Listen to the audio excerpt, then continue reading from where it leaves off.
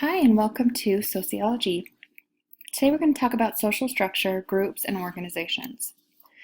So first, let's get our set of key terms. So if you like to use flashcards to study, it is time to get out those flashcards and write some stuff down. So components of social structure, key terms: status, status set, ascribed versus achieved status, master status, status inconsistency, social roles, role ambiguity, role strain and role conflict, roles as relationships. So what is a status? A status is a social position that a person occupies at a given time, the socially defined position an individual occupies. A status set is a combination of all of the status sets any individual holds at a given time. Master status, a particular status in one status set that takes priority over all others. An ascribed or achieved status that eclipses all other statuses. So a status is a social position, while the status set are a collection of all the social statuses, and then a master status is what is most important at the given time. So a status is a social position. Let's say I'm a teacher, right? So that's a social status. A status set is a combination of all the social status an individual holds at a given time. So as I am the educator for this course, I am simultaneously an educator, a facilitator of interpersonal interactions. I am the authority of the grades. I am also, at this particular point in my life, at any given time, I have a partner, I am a daughter, I am a mother, things of that nature. So ascribed versus achieved status. Ascribed is a social position that one is born into, achieved involuntarily or without effort on the part of the individual. While achieved is a social position that a person attains through personal effort or assumes voluntarily, status that you choose voluntarily or through efforts or ability. So ascribed status. So I was born into being a female-identified body.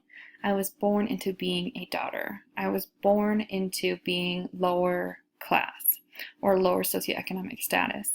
I was born as a white body. These are all things that were given to me without my voluntary consent, without effort on the part of the individual.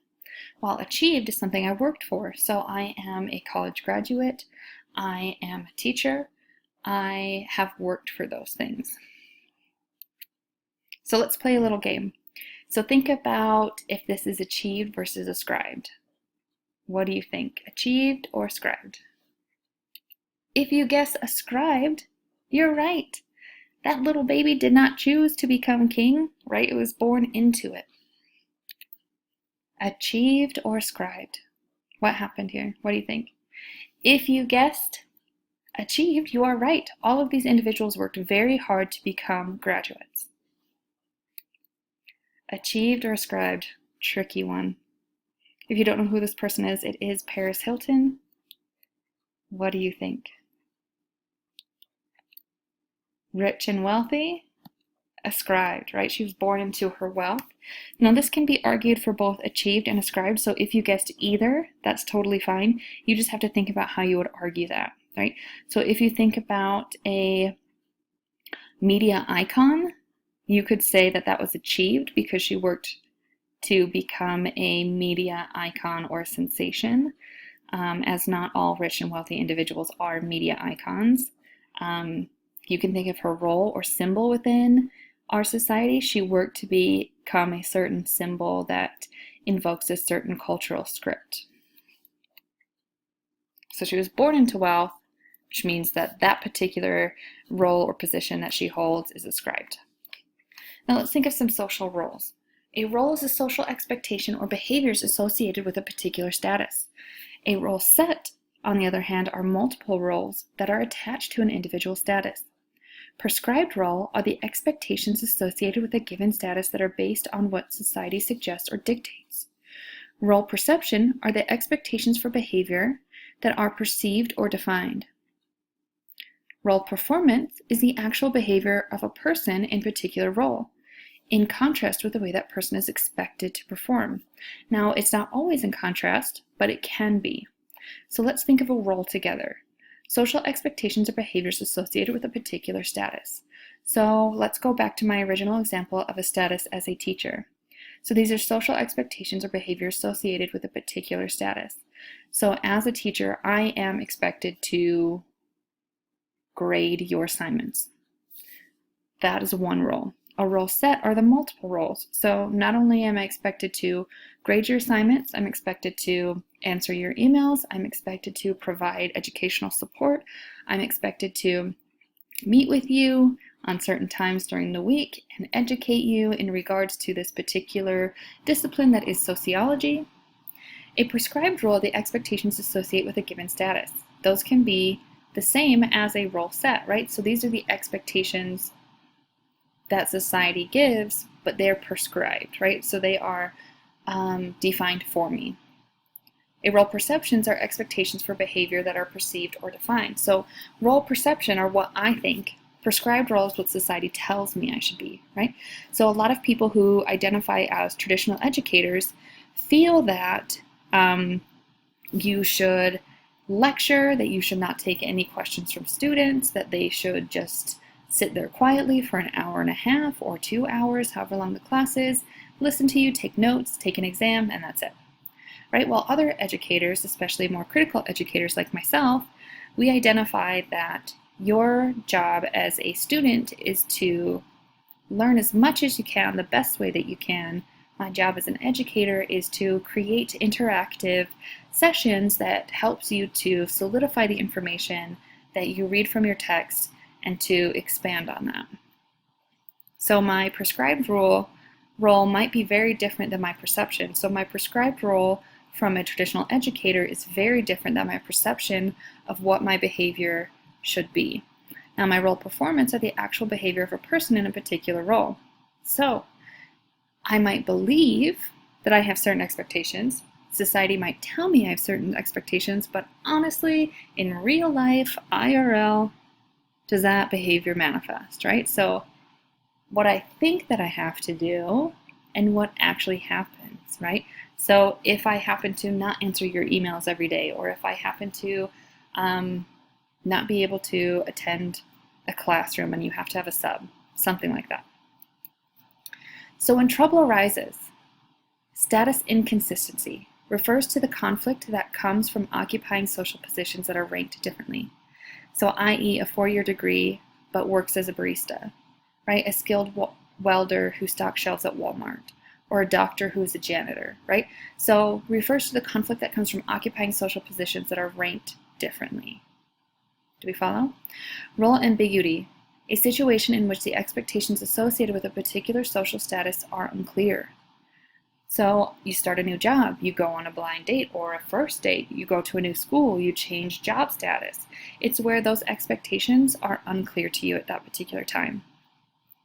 Role strain occurs when differing and incompatible roles are associated with the same status. The frustrations and uncertainties a person experiences when confronted with requirements of 2 or more statuses. So working for a higher grade than your capabilities, after-school activities, and social life. Role conflict exists when differing expectations are associated with the same role, or when 2 or more roles have differing expectations. So you have multiple papers due, or teaching conflicts with presenting, right? As I present internationally in regards to my research, so I have to teach. But what if that conference comes up at the same time? I want to be a good parent, but I also need to work. I want to be cool, right? If you're in high school, middle school, college, you want to be cool, but you need to be a good child to your parents, right? So those are when different role conflicts arise.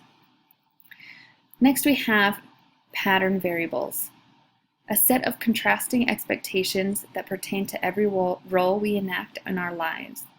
Universalism versus particularism, affective neutrality versus affectivity, specificity versus diffusiveness, self-orientation versus collective orientation, ascription versus achievement. So what you're going to need to do is take a key terms quiz. For yourself, this is for your own study habits, right? So what is a non-social group? What is a limited social group? What is a social group? What is a primary and secondary group? What is a peer group? And what is a reference group? I want you to pause this video and do your best to remember these from the text. Try not to look at your notes. Try not to refer to any thing that will help you remember. All right, so let's see if you got these things right. A social group or interactions, right? There's non-social groups, which are statistical groups formed not by members but by scientists. Categorical groups, which share common characteristics, right? So if I would like to do a research study on the perceived roles of teachers, then I can select a sample group, and those would be a statistical group. Now, limited social groups, we have aggregate, organizational. Aggregate is a collection of people together in one place that interact briefly and sporadically. Organizational are people who join together in some organized way to pursue common interests. So if you think about organizational, you can think about our class, right? So we come together in an organized way every certain days for a certain period of time to pursue common interests. An aggregate is a collection of people that are in one place that interact briefly and sporadically. So in your neighborhood, you might go to the grocery store and run into your neighbor every once in a while. Primary groups, right? A social group is a group of in which people physically or socially interact. We have primary groups, which are small informal groups of people who interact in a personal, direct, or intimate way. Secondary groups, which the members interact impersonally and have few emotional ties and come together for a specific and practical purpose. So as classmates, we are a secondary group. Primary group, right, are your family or your friends. They're informal. You interact with them in a personal and intimate way. We have in-group, which is a group of people which they feel like they belong and in which they share a consciousness of kind. Sorry for the typo. Out-group is a group which people feel they do not belong, they do not share a consciousness of kind, and in which they feel little identity. A peer group is an informal primary group of people who interact in a personal, direct, and intimate way. And a reference group are people which you identify with psychologically, in which you then in turn refer to evaluating themselves and their behavior. So in group, I feel like I belong and I share consciousness, right? So as a self-identified feminist, if I am in a feminist group, I feel like I belong and I share consciousness. And out group are groups in which they feel like they don't belong and do not share consciousness. I am not a skateboarder. I don't know how to skateboard. And if I were to hang out with a bunch of, let's say, teenage skateboarders at the skate park, I would not necessarily feel like I belong, and I do not share consciousness because I do not know that same social group. A peer group are our friends, right? A reference group are people which I identify psychologically and refer to in evaluating. So if I think, let's say, a bunch of academics who are social activists, and I think that they're super cool, right?